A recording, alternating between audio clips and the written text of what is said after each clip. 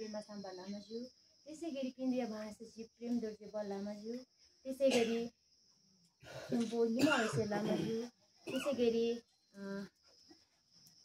हाम्रो छेवाङ घेलाज्यू लगायत हाम्रो अनिला सन्तेन डोल्माज्यू लगायत सम्पूर्ण धर्मगुरुज्यूहरू, सम्पूर्ण लामागुरुज्यूहरू, अनिला लगायत सदा सर्वदा शान्ति चाहनुहुने शान्तिप्रेमी धर्मप्रेमी महानुभावहरूमा अनि याङचिन डोल्माको तर्फबाट नेपाल अहिंसावादी बौद्ध धर्म विश्व शान्ति चक्र सङ्घको तर्फबाट स्वीकार्नुहोस् धार्मिक मैत्री अभिवादन।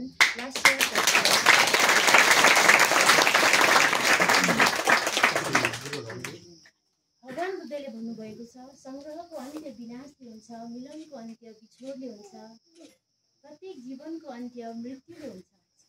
सङ्ग्रहको अन्त्य विनाशले हुन्छ, जहाँ जन्म भएको छ त्यो सबै विनाश भएर जानु नै पर्छ। सङ्ग्रहको अन्त्य विनाशले हुन्छ, मिलनको अन्त्य बिछोडले हुन्छ, जहाँ हामी भेट्छौँ त्यो छुट्टिनु नै पर्छ। त्यसै गरी जीवनको अन्त्य मृत्युले हुन्छ, तर मृत्युको ढोकाभन्दा भित्र हामीले धनको एक अंश लिएर जान सक्दैनौँ। जीवन अनित्य छ, सबैले एक दिन मर्नुपर्छ, हो कि होइन? तर हामीलाई लाग्छ हामीलाई मर्नु नै पर्दैन जस्तो है। भगवान बुद्धले भन्नुभएको छ, जीवनको अन्त्य मृत्युले हुन्छ, मृत्युको ढोकाभन्दा भित्र धनको एक अंश पनि लिएर जान सकिँदैन। जीवन अनित्य छ, सबैले एक दिन मर्नुपर्छ, तर मर्नुभन्दा अगाडि चाहिँ हामीले कुशल कर्म गर्नुपर्छ, कुशल कर्म गर्नुपर्छ।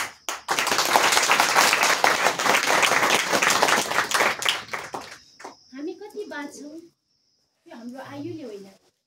हामी कति बाँच्छौँ त्यो हाम्रो आयुले भन्दा पनि हाम्रो कर्मले निर्धारण गर्छ है। जीवन पाउनु भाग्यको कुरा हो। भाग्य भन्ने बित्तिकै फेरि हामीले त्यो आँखा चिम्म गरेर बन्द गरेर मलाई यस्तो पाओस् भन्ने भाग्य होइन।